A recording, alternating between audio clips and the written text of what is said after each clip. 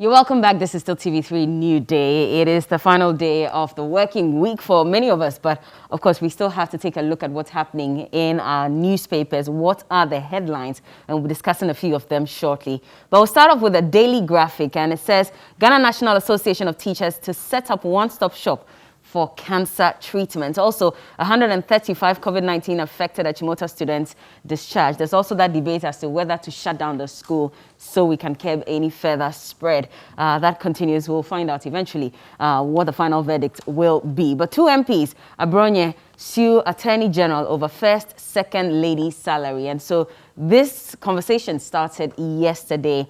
And we do know that the MPs for South Dai and also for Busa South, Honorable Roxanne Dafia-Mekpo and Honorable Clement Apak, respectively, have filed a suit against the Attorney General, and they are seeking 8 reliefs. And they're saying that, it should be declared null and void because really it is not stated in the Constitution with regards to the Article 71 holders that the first and second ladies should be paid. Also, interestingly, we also have the Bono Regional Chairman of the NPP, Abronye DC, who has also filed a lawsuit, and he's seeking 4 reliefs as well, one of them being the fact that he wants it to be declared that that report by the Emoluments Committee indicating that the first and second ladies should be paid should be declared by the Supreme Court as null and void. We'll get into that shortly. But also there was military brutality on Wa on July 1, and a committee was put together to probe and proffer sanctions to the individuals who were involved. That includes, of course, the officers. And now we're told that 86 perpetrators have been sanctioned. Their demotions, transfers, detentions have been handed out to the culprits. Let's move on now to the finder. And it says, court orders Atuesi and 2 others to open defense, but acquit and discharge Leroy Cable's MD.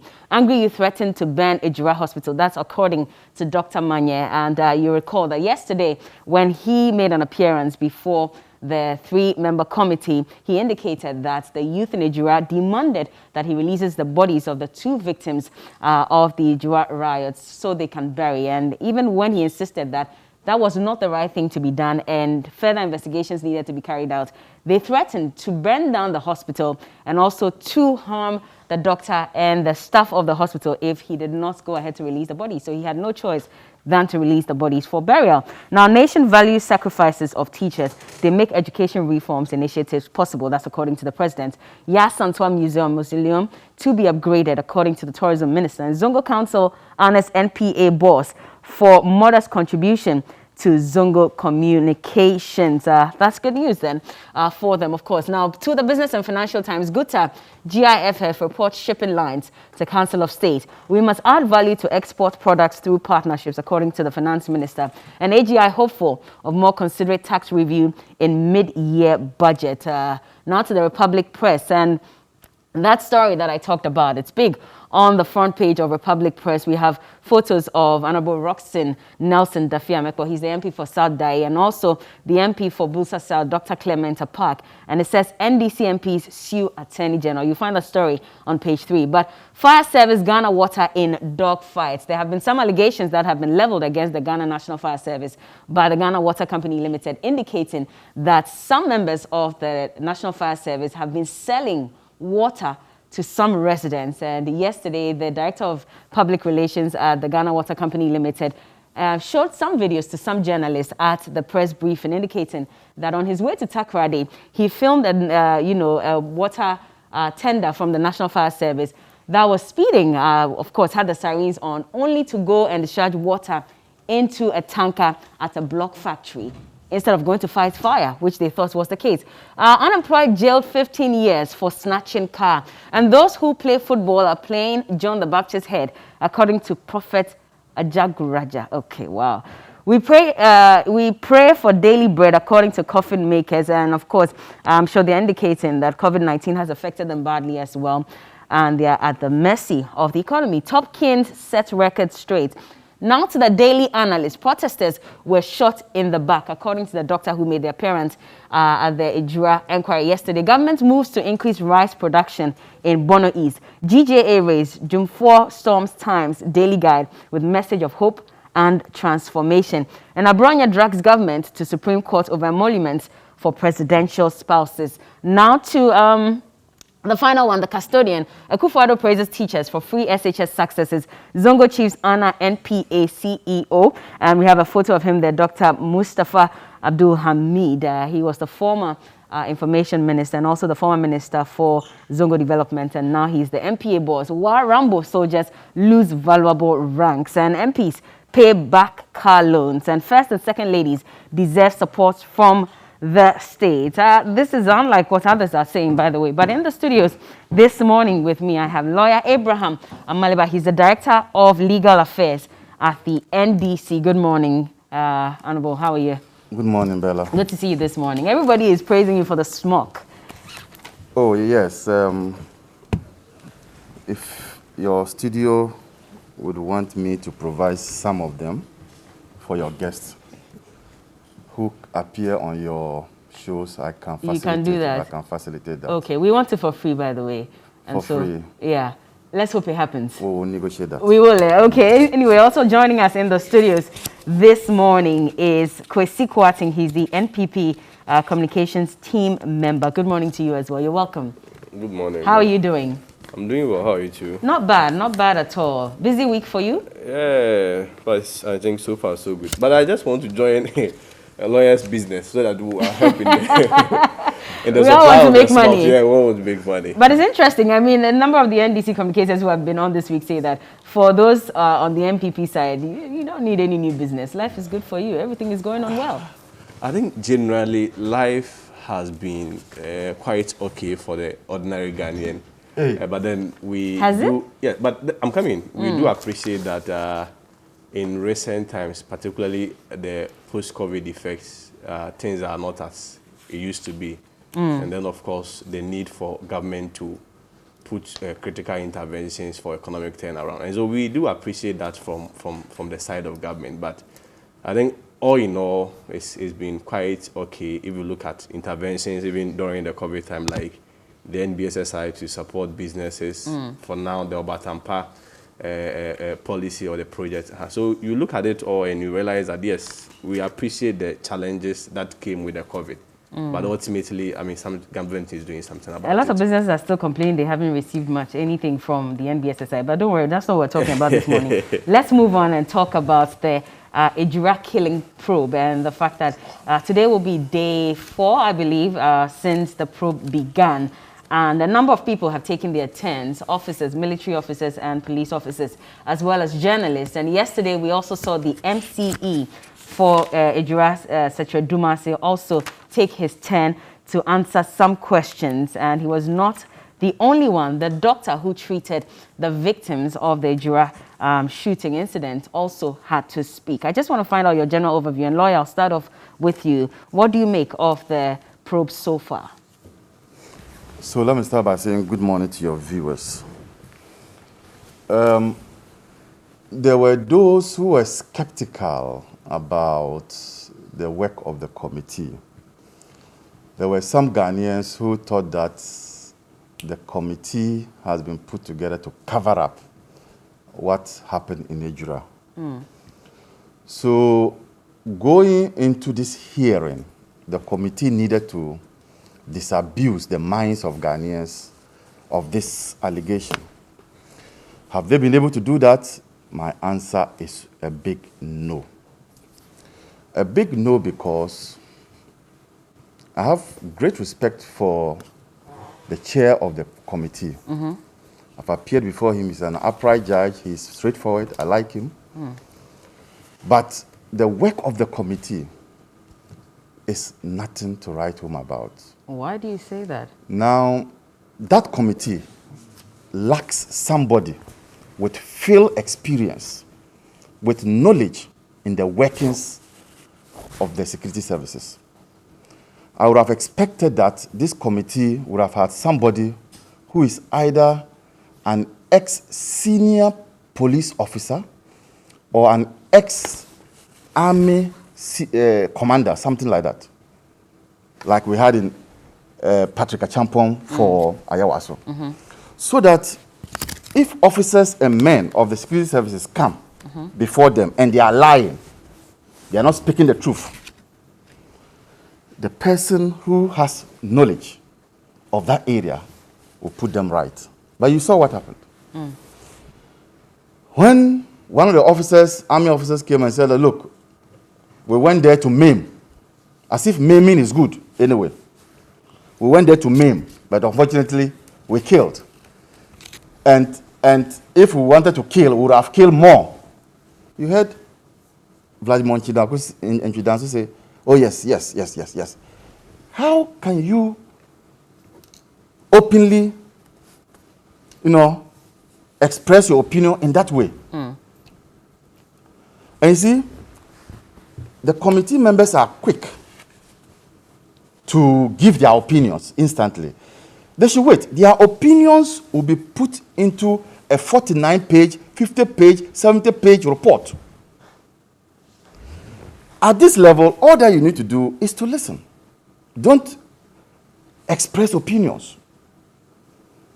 It is this expression of opinions that is making the family of Kaka beginning to think that they will not have some fair hearing at the committee. The committee too, again, is not focused on why they were put together. This tangential issue of whether Kaka was a fixed member of the Fixed Ghana and then so much time spent on it was unnecessary. How so? Are they not? No. Is it not all going to lead to the investigations that they are doing? People have died. Causes of the death are what we are looking for. If even Kaka was a Kayaye, suppose Kaka was a Kayaye, does that make it any different? If Kaka was even a truck pusher, does it make it any different? And then the shift to try to blame the media, make it look like the media did something untoward. What is untoward about reporting the incidents in Ejura? In fact, but for the media, and the subsequent public outcry following the visuals, the committee wouldn't have been put in place. Because on the day of the killing, the president was tweeting about Toyota Ghana. If you don't know, I'll tell you. On the day of the killing, when people were dying in Ejura, the president was praising Toyota Ghana. Because they had just for establishing not a manufacturing plant, but an assembling plant. Yeah. Suppose it was a manufacturing plant. Just assembly. They will bring the things, then they will open here, put here, add them. That's assembling plant. I remember the director of programs at the Office of the Vice President came in here and said that those were some of the good things that government was doing. But of course, it looked like that everybody was focused on all the negativity, and that's unfortunately marred the good that they were also doing. Are you aware that in some countries, where governments take their citizens serious, if there's a calamity and the president is out of the country, he can shot and come back? Where, in a serious democracy, not the kind of things that one that we have now. So stop talking that way. Serious countries where democracy works, where the people, the president is in love with the people. When he travels to even take loan, like we flew our jet to go and take loan, they will stop everything and come back and be with the people. You have a president who is here, people have died, you are tweeting about Toyota. If your people are all dying, who will buy Toyota? So I think that it is important for the committee to refocus. They can get the buy-in of the family. I think the family are disgruntled because of the things they are seeing. I want to urge the chair of the committee, I know he's an affable person, to meet with the family members and assure them so that they will rescind their decision. You mentioned that there's no one who has, well, if I may say, in-depth knowledge about security. Is that what you're saying? There's nobody who has had field experience. Okay. Because I was going to say that Dr. Vladimir Nchidansu is the Dean of the Ghana Armed Forces Command. Understand. So I'm just saying that at least to some extent, does he not have the wherewithal to handle this? Even we lawyers, yeah? If we just have a lawyer who is a lecturer and does not go to court, he doesn't have court experience. So he cannot probe into matters. He doesn't know matters. He doesn't know the practice in court. He doesn't know the practice in court. So, for instance, let me give you an example. One of the commanders came and said that there are so many positions that they assume to kill or to shoot, not to kill. And then what we saw, the kneeling of the man who was kneeling and aiming at the crowd, did not mean that he was shooting at the crowd. He said that's meant to scare the Yeah, crowd. that's it. It's the same thing. Now, if you had somebody with experience who also knows the various positions of, and who has also shot before, because he's also gone through the mill, that person will say, no. This type of kneeling is aiming. But now there's nobody at that level. So all that they do is to accept. But what if they know that probably what the military officer is saying is true? I'm saying that. Are you saying then that I'm giving you an example of Ayawaso West Wogo, where we had a former IGP who, because of his experience, went through the mill, would be asking questions of officers who appear before them. You don't have that kind of, the caliber of that kind of person on that committee. You are forming a committee to look into shootings and killing and crowd control measures that were breached. And none of the three have experience, direct experience with such an activity. Why didn't you raise this at the beginning? Because I remember that when the announcement was made, as well as the names of the three-member committee were put out by the Interior Minister, the NDC were more concerned about a commission of inquiry, and there were no concerns about the individuals necessarily. Even at a point, I had heard people say that, of course, this is a good team. We know that they'll do their work. But the biggest concern was whether their recommendations would be implemented. There were no concerns raised about whether they have any background in security necessarily at that point. We've gone past the argument whether it's a commission. No, but I'm bringing that in because I'm saying that why was that not raised from the inception? I'm saying that we've gone past whether it's a commission or it's a committee. It's now a committee. It has been put together. I am saying that, the one who was putting together that committee should have known that the work we are giving them involves the understanding of the operations of the security agencies. And so you needed somebody to raise it. Okay. Am I excluded or precluded from raising these concerns today on your program? We are talking about the deficiencies of the committee. We are talking about how come the family are beginning to lose trust. And I'm giving you some of the reasons why these things have happened. And I think that, is it all lost? It's not all lost. It's good. It is not yet their turn. I mean the family. Justice Kumsin, an affable person, can reach out to the family of Kaka and then assuage their pain, their fears. Let them understand that the things that they are raising will be dealt with, and then they can come back to the committee. But that's the concern, because we're not sure because from what we know, a committee cannot compel anybody to make an appearance during the probe. If it were a commission of inquiry. That's also the deficiency. And those who were arguing for a commission will be vindicated today with these actions that people are beginning to withdraw. If it were a commission, you would have compelled the person. Okay. So these are some of the disadvantages of having a committee rather than a commission. But I'm saying that we are already in the situation. Can the committee do something? And I have trust in the chair who can reach out to the family members and then bring them back on board. Okay. But as it is now, the family members are looking and watching at the conduct of the committee, and they are not satisfied. And that's why they came out with that statement. All right, Chrissy, let me bring you in so you can also tell me what you make, especially with, the comments that have been made by the military, that they used minimal force, and that if that had not happened, many more lives would have been lost. And of course, the position in aiming, they said they were there to maim and not to kill. It was just unfortunate that this happened and people died. What do you make of all these statements that have been given by the people who have made an appearance at the committee? Well, Bella, I think first of all, we need to set some clarity here.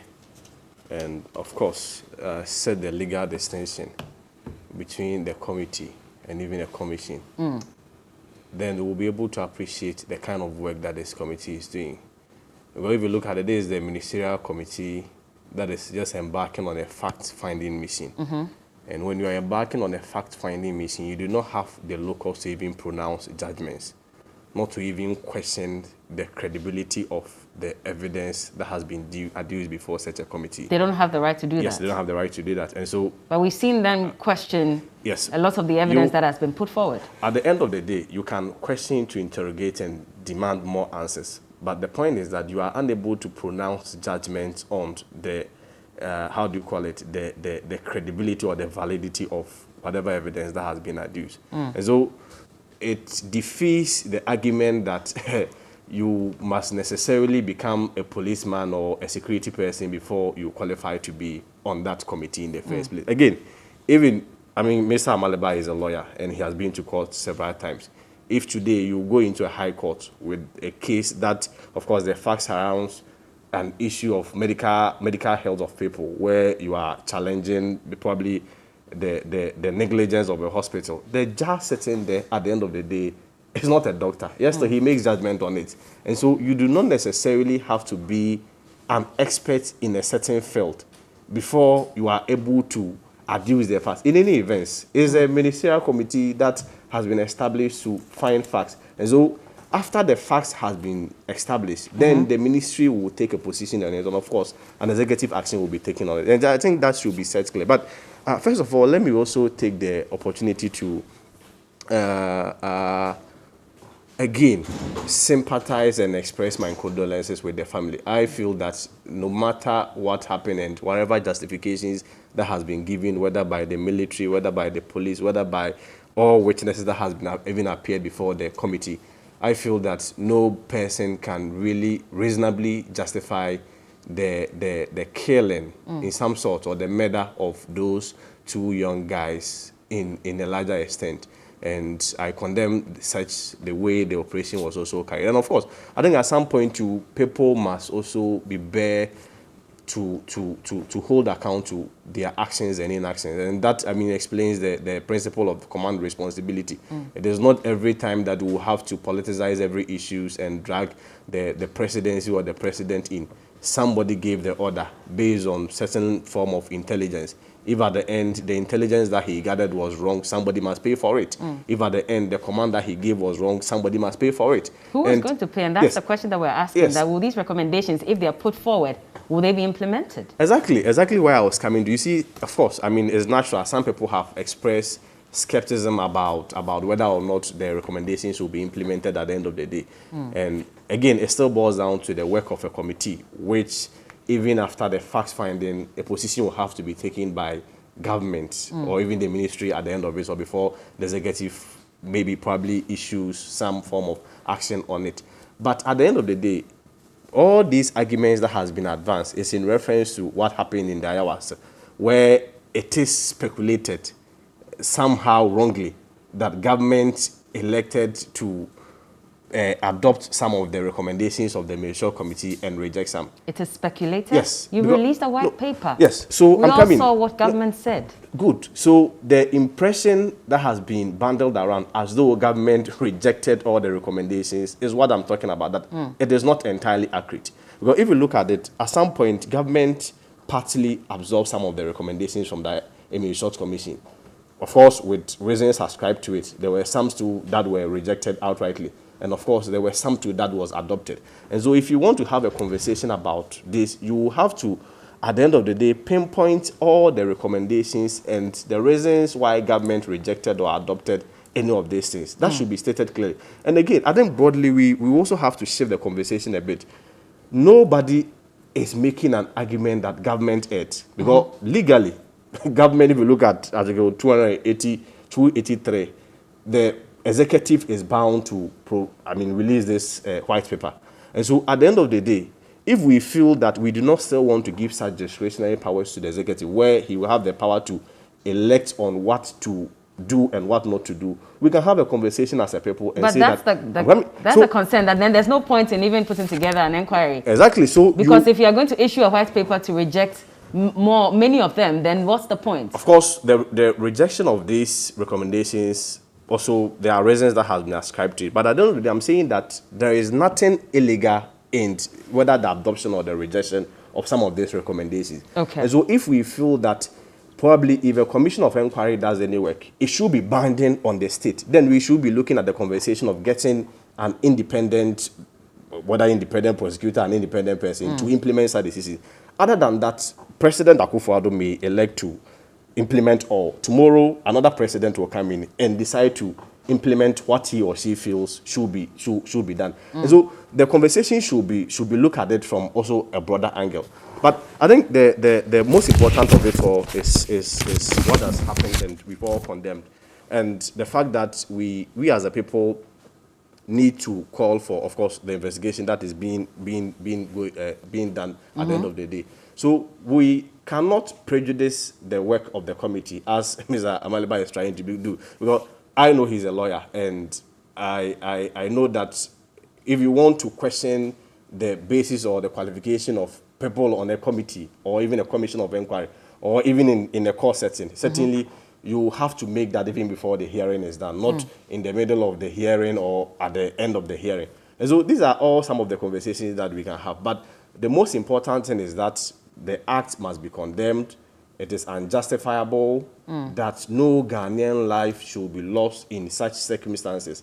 There have to be investigations, of which the fact-finding committee is coming out with such, how do you call it, such report. Not to cut you, but there seems to be some justification going on some way, somehow. I mean, one of them being the fact that we're told, and clearly if you watch the probe, you realize that, and Kaka's family said it, that the blame is sort of being shifted to the media, as if we reported wrongly or we created sensationalism. Then you also hear from the military saying that even for one of the people who died, it may have been that gunshot did not come from the military. It came from, someone who fired from the crowd. Bella. And so maybe even that person died from that gunshot. So you can see subtle justifications here and there, for some of the decisions that were taken. You see, unless, of course, already you have a conclusion on the matter. Other than that, the committee that has been set up is supposed to come out with the facts surrounding this matter. Because, yes, these are all possibilities, especially with the circumstance of what happened. Of course, we cannot justify the death. But at the end of the day, everybody appearing before the committee is there to assist the committee to find out what really went wrong and who must be held liable for the death of these two guys. And so, yes, it is even the more reason why the family will also have to come in. And but they're saying they won't come in. Because this is not a committee that's even probing what's led to Kaka's death. It's more about the aftermath of his death. And so they don't see how they should come in and answer questions. The whole issue is married. It's not as though the aftermath of Kaka's death is different from his death. Bottom line is these are issues that are being investigated. But they said they've monitored, and this is what... And maybe I should read a bit of it so that for those of you who have not seen it, you can understand. It says that the terms of reference of the committee are imprecise and confusing. As we have seen over the past few days, this lack of precision has regrettably caused the committee's work to be unfocused and digressive. The continuous encroachment of the committee into questions, which, as we understand, continue to be the object of a separation and concurrent criminal investigation. We are doubtful of the prudence in the committee's decision to extend its inquiry into questions which the Ghana Police Service has publicly claimed are part of the investigations into the brutal murder of our son, husband and father, Ibrahim Kaka Mohammed, by assailants. And are concerned that the committee is receiving testimony from persons who could potentially be called to testify in the criminal trial relating to the murder of Kaka or in the subsequent criminal trial of the individuals who are criminally culpable of the shooting of unarmed civilians and children in Ejura. We note in particular the failure of the committee to do so without advising them of their constitutional right against self-incrimination or and of their right to attend the hearings with the assistance of counsel, nor advising them that nothing they say before the committee is privileged and can be adduced against them in a criminal trial. These are some of the things that they are saying. They're saying that, well, basically, it's not about Kaka and how he died. And so we don't see why we should make an appearance. It's one of the major concerns that they have. What is the essence of the committee in the first place? I mean, what is the essence of the committee in the first place? An incident happened that we all condemn. Government has called for a fact-finding committee to come out with facts. And then, of course, I mean, clearly, but I understand them. You see, at this point, they've lost their beloved. And it is natural that they will have these sentiments and, of course, some emotional grip. It's natural. And unfortunately, that has also been deepened by the likes of our friends who wants to run down the work of the committee and, of course, the media. If you recall, initially, there were reportages from other media houses that it was because of the Face the Country that the guy has died. And so if you have all these speculations being bundled around, it was because of course, we've heard another leg of the argument, some saying it came from his brother and other things. Of course, at the end of the day, we are unable to sustain any of those arguments that have been bundled around. Is but that not Kaka the more... himself said it in a video, and that video was made on the 8th of June. So where he says that he's even a member of the MPP, but it's even members of the MPP are also part of the people who are asking for government to fix the country. And so it doesn't mean that they hate the president if they say fix the country. Does that alone not justify that then really he is one of the fix the country, well, not members, because the conveners are also saying it's a movement. So anybody who may have spoken about it is part of the movement. Bella, that is, and so why the need to separate him from fix the country? Because that seems to be the focus as well. You see, at the pro. I mean, that is a very simplistic and a very lay argument for anybody to sustain. That because I am a member of Fix the Country, whatever, how it may be, if today there is an incident that causes my death or murder, that reasonably means that there is a linkage between a campaign that I advance and the murder. But families are saying that he was receiving threats because of some of these videos that he was putting out. Families are also saying that they saw his brother murdering him. Families are also saying that they have a family from Nigeria that probably they suspect of murdering him. And so at the end of the day, you have inconsistencies in the reporter that is being bundled around. Where are we running to? Why are we being so excessively prejudicial? A committee has been set up to find out the facts surrounding the issue. You are called upon to come and give testimony. And you feel that within your right, you will not honor such testimony. And then you feel that the best way to go about it is to sit there and speculate, especially when even the speculation is not coming from one source. There are a whole lot of rumors, a whole lot of grapevines in the system. So for me, I would just appeal to the family that at this critical stage, at this crucial stage, I understand their plight, but they should cooperate with government, they should cooperate with state institutions, of course, the committee that has been set up. And then we are able to establish the facts surrounding the whole issue so that we will be able to bring finality to the issue. But of course, other elements in the NDC, and again, of course, the media, because like I've stated earlier, it's quite simplistic for you to suggest that because somebody was part of Fix It, if he dies, then it means that government has a hand in it. Then, if you want to sustain the other argument, you have to prove beyond any reasonable doubt that the other arguments that is also coming from the family, that they suspect the murder an internal job, you also have to prove that those arguments are not tenable. Other than that, they are conflicting arguments, and at the end of the day, we will have to find a conclusion to it. And so for me, it's about cooperation. For me, it is about not being prejudicial of the committee, of the work of the committee. For me, it is about helping the committee to come out with the facts. And of course, government should, of course, will take an action on it. Lawyer, let me bring you in. I'll just read point 5 and point 7 of the release that was put up by the family. Point 5 says, our apprehension of the wisdom in the committee's attempt to portray the live media coverage of the horrible events of Tuesday as somehow causative, contributive, or exclusive of the criminal misconduct of members of our security forces. We're concerned about the committee's bizarre focus on the media and its routine recourse to pejorative or prejudicial language in describing the actions of the media, including suggesting and allowing the idea to percolate that the video recordings of the shootings by journalists could have been doctored.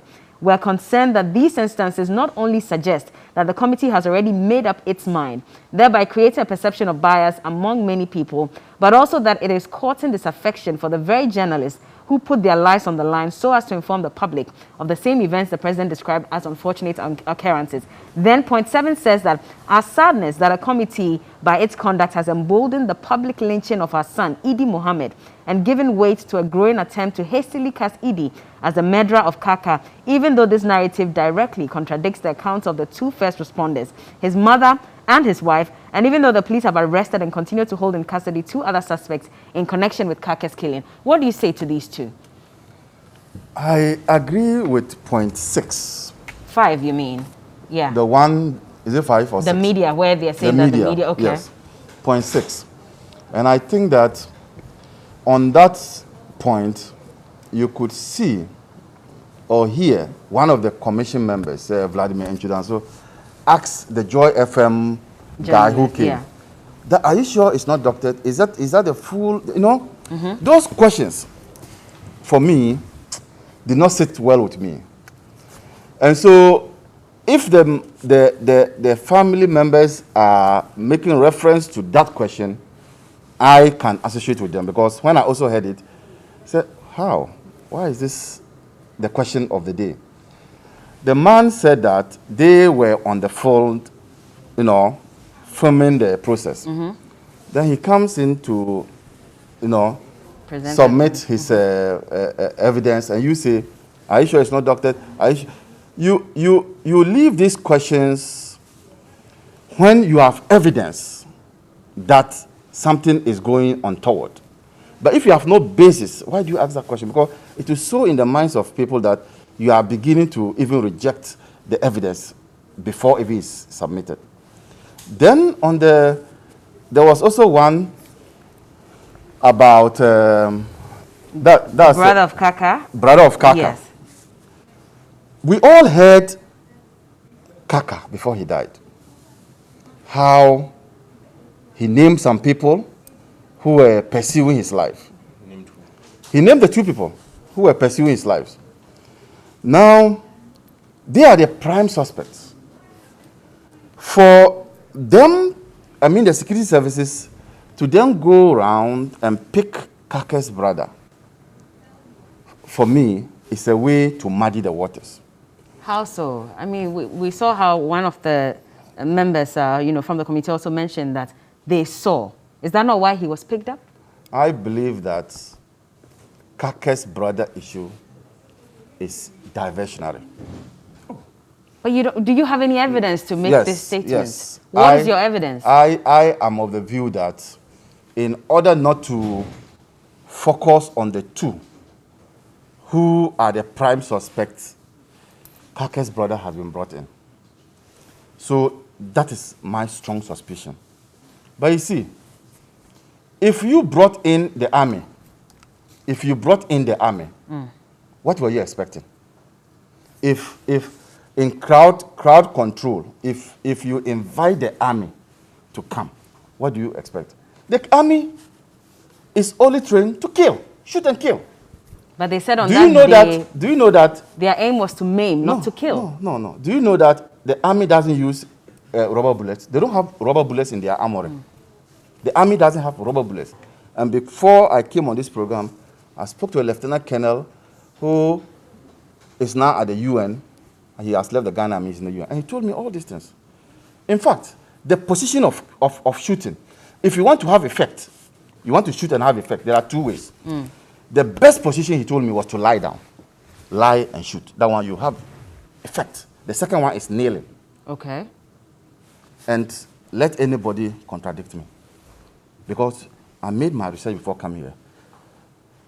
When I saw the man kneeling down and what they said at the committee level, I called this man and said, is it possible that somebody can kneel down in that way and then target the crowd, and then we can now come and say that, it was to scare them? And he gave me 2 effective ways of targeting.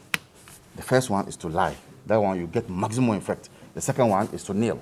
But he says he did not shoot. The officer who knelt did not shoot anyway. The cock and bull story they are telling us is that the crowd had a pump action gun.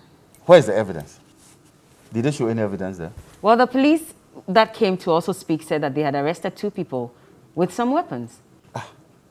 I am saying that they said that the pump action gun, they said that 2 people, people, and even said that locally manufactured weapons the crowd shot at those 2 them, people. and that's why they shot back. Now, I'm asking the question, is there evidence to show that those who died out of wounds from the crowd? Because the position of your shooting could tell the position from where you were shot. Where you were, the area you were shot at. So we all saw that when the army arrived, the crowd started running back. We have been told by a doctor that most of them were shot from the back. I don't pretend to be an expert, but common sense, this one is common sense. You cannot shoot somebody from the back and then the bullet will go round and come back. You can't do that. So, in telling the people that the 2 were shot from the crowd, when this crowd was now running, turning their back and running back, and their back faced to the army, is that not a cock and bull story? You see, was all this necessary at all? Was it avoidable? It was. Because if the police cannot control the crowd, the next stage is for them to call the FPU. But they said it, that the FPU were there. The SWAT was there as well. I'm coming. You call the FPU. If the FPU cannot contain, you call the anti-terrorism unit. From there, you call the SWAT. I don't know what has become of the SWAT now because of Azugu. But did they go through all these levels? That's what I'm saying. So they mentioned that No. the FPU were there, SWAT was there as well, and they were overwhelmed, and that is why they asked for backup. No. When the army commander came, he said that because the police could not deal with the matter, then they were invited to come.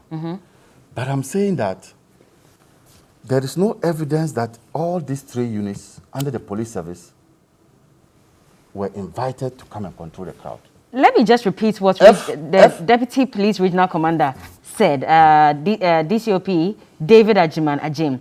And I wrote a bit of what he said down. That he said that we dispatched a team from FPU and SWAT, from Kumasi. We dispatched a team from FPU and SWAT to go and assist. But they destroyed properties and had attempted to also vandalize the police station and other properties. And that is why we dispatched all these people to go and assist. And at that point, he was saying that that's because they did not have enough men and they were overwhelmed. And so that is why they added on to that by inviting the FPU and the SWAT team to also go and support. And I'm saying that after the FPU, I saw the FPU car. I have no doubt about that. After the FPU, you bring in the anti-terrorism unit before the SWAT. Did they go through this process? Because once you bring in the army, and that's why, and I like the question that one of the members asked, did you bring an ambulance? Because once you bring in the army, you have to bring an ambulance. Once you bring in the army, because the army is trained to fight external aggression. So they see fighting as fighting your enemies. But these are not enemies. And so once you bring in the army, you must have also brought the ambulance. Because definitely there will be casualties. Did they do that? That wasn't done. All right. Kwesi, I'll bring you in at this point so you respond to this for us. Because again, the military are saying that even though he knelt down, that was just to disperse the crowd. But the doctor now is telling us that, the shots came from the back. Unfortunately, we're not even sure how to investigate to ascertain which bullet hit these people who died. Because the doctor is also telling us that at that point when all that investigation had to take place, the community said, give us the body, we are going to bury it. And if you don't do that, we're going to burn down the hospital. So he had to give up the evidence. So now how do we ascertain who is telling the truth as to whose gun fired and that bullet hit these 2 people who died and even the people who were injured? How do we even get to the bottom of all of this? Okay, Bella. So at the end of the day, we need to really get to the bottom of this. And of course, that will be when you check the logical consistencies in the evidence that is being adduced before the committee. But I mean, just a quick one. On one side, Mr. Amaleba questions the capacity and the credibility of the committee. On the other side, he borrows arguments and questions from members of the committee to support his argument.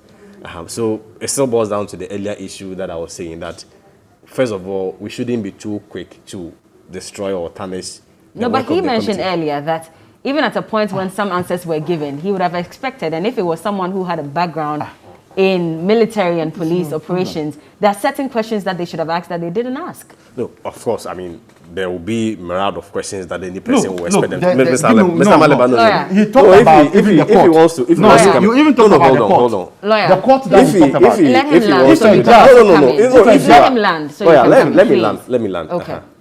At the end of the day, the point I want to arrive is that you do not prejudice the work of a committee, and on one side, absorb some of the how do you call it, the arguments that has been advanced before the committee. Criticize them. No, and then no, you can criticize them, but I'm saying that you do not run the committee down and also borrow their arguments to. Why are you being so prejudicial? Why can't you let the committee work? It's a critique. There has been an incident that we all condemn, and of course, I am not here It's a critique. to hold brief for the military or the police. What government or the position of government is that a finality should be brought to this matter.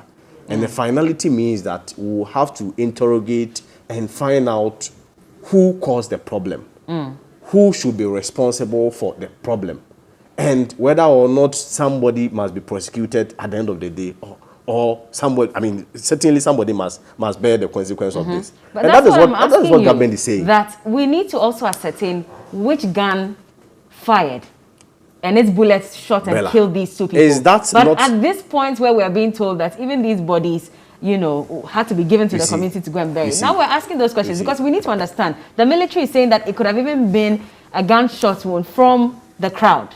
Unless So maybe one of those people died from it.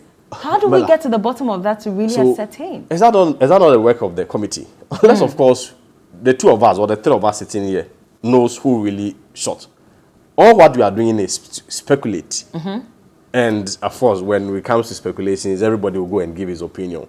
But at the end of the day, it is up to the committee that is able to check or map the logical consistencies in all the evidence that has come before the committee, and then make recommendations to the ministry or to the executive and say that we heard this from this, we heard this from this, and we feel that this is what is right or the real position on the grounds. Of course, I'm sure they've been to the grounds, they've assessed the issue for themselves, they are continuing to speak to people and, of course, experts. And then we'll be able to come out with a finality in this. But the clear attempt to make it look like somebody caused it, I mean, especially from government, is not fair. Okay. What I'm saying is that we need to take our time and let the committee finish its probing and come out with its findings. And all of us will support what the committee will bring. Lawyer, I'll let you touch briefly on, the lawsuit that has been filed at the Supreme Court by two of your party members and, of course, two members of, Parliament, asking Look. that the It salaries is- for it is- presidential spouses be It challenged. is criminal. It is criminal for the committee to even suggest that spouses of our president should be paid. When their work, the committee, in Tiamon's committee, was to focus on Article 71. Now go to Article 71. Would you find spouses of presidents in there? So on what basis did the committee leave its jurisdiction to be determining chop money for wives of president? On what basis? So it is illegal, it is unconstitutional, and I think that those who went to court are right. Our second lady and first lady are not appointees of the state. Nobody has assigned them any work. The Article 71 office holders are people we as taxpayers have assigned duties to perform. Who has assigned the president's wife to any work? So on what basis would they be taking salary? But if you say it is not the job of the committee because they went beyond it, when they were inaugurated, when that 5-member committee was inaugurated to, discuss these emoluments, it said that among other things, the terms of reference of the committee are twofold. So they'll make recommendations in respect of emoluments and other privileges for Article 71 office holders. And the second one is to examine any other relevant matter which the committee deems appropriate to Any its work. other relevant matter connected to Article 71. When I say, I give you money, I give you money. I say, go and buy porridge, buy cocoa, buy granules, and the balance, you buy anything. I don't expect you to use the balance and go and buy toilet roll for me. It should be connected to the things I'm talking about. But what if they foresee ahead of They time? can't foresee because they can't do that. Because maybe this is I'm one saying of the that we are conversations ruled by law. We are not ruled by men. So if it's Akufo-Addo who came and whispered to their ears, Charlie, put my wife there. I'm saying that it was wrong for them to do that. I have a mate who is on that program or who is on that committee. I'm going to question him directly. Eric Osai, who is my classmate, we sat in the law school. You are a lawyer, Eric Ejura Osai, Dr. Eric Ejura Osai. Why did you allow yourself to be manipulated in that way? On what basis? Have we gotten to a point where our president cannot give their wives chop money again? Have we gotten to that? In any case, if we've gotten to that, who brought us to that? It's the president and the vice president who brought us to this situation. How did they bring us to this situation? To the situation where they themselves cannot even pay their wives chop money.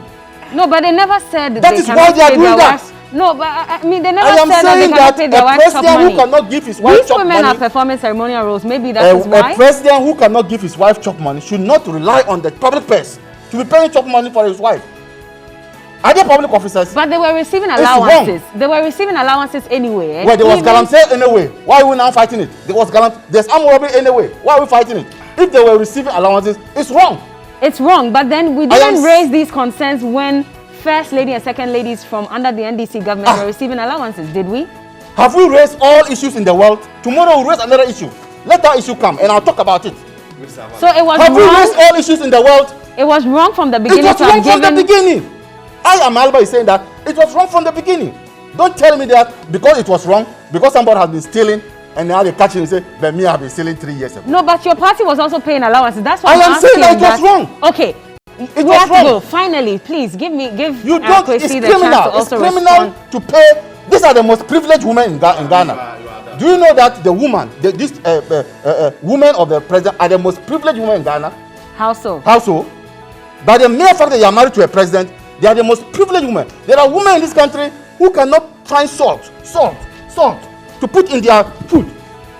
Okay. Let me bring in Has the government paid them? Please learn for me so that we can go. I'm being counted down, unfortunately. This president is always about his family. Lawyer. This president, his family first. Hold on. You see the mindset I mean, first and second ladies from the NDC government were also receiving allowances. So don't say that the president is about his family. Then maybe we should have raised the concerns when the NDC was also paying. He is now legitimizing it. Okay. He is now putting it in law. Kwesi, please come in for me because now even your own party member, and he's the Bono Regional Chairman, he has also filed a suit and says this is wrong. We cannot allow this to continue. You see the mindset. There are people. I'm coming. Lawyer, please, I don't have time. Let me land. Otherwise, I'm going to be cut off air. So please allow the Kwesi to speak so we go. That's my anger. I'm coming. You see the mindset of Mr. Amaleva to the extent that it is now a privilege for a woman to get married, and at the end of the day, the man becomes successful.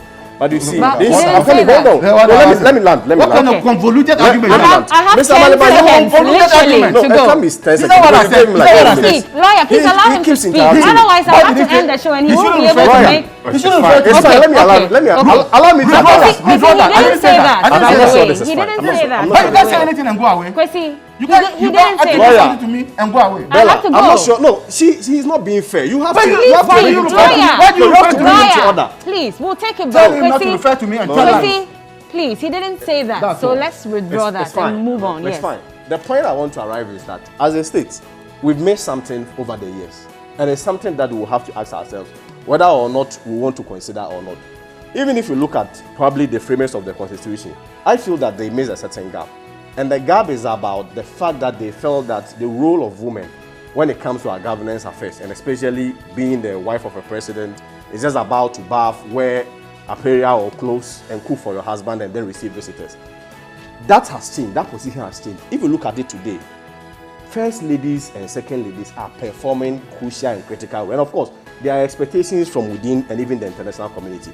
So the fundamental question that we have to ask ourselves is that whether or not we will consider their roles as something that we really want. And again, if you consider such roles as critical to our national development, whether or not we will have to institutionalize such roles. Again, and institutionalizing such roles will mean that we will have to place it under bureaucratic accountability. But we should have gone back to Parliament. We should have raised the bill. Yeah, exactly. Why do we then come and say... So, Bella, that boils down to the legality and the procedure of it. Okay. That is one argument that the Supreme Court will have to make a determination on it. All right. But when it comes to the moral principle undergirding this whole issue, it's about whether or not we will continue to treat our women as just supporters or helpers, or we recognize their work, that these are people who are having NGOs, these are people who are effecting change in society. But they were receiving allowances for all this. Exactly. So, bottom line is, it's just about the formalization of the allowances. So should we not have gone to Parliament, raised the bill, gone to Parliament? That's what I'm saying, that when it comes to the legality of it, it is... All right. Thank you. Thank you, by the way. All right. Well, quick one. Happy birthday to Mrs. Jennifer Dodu Mensah, System Administrator.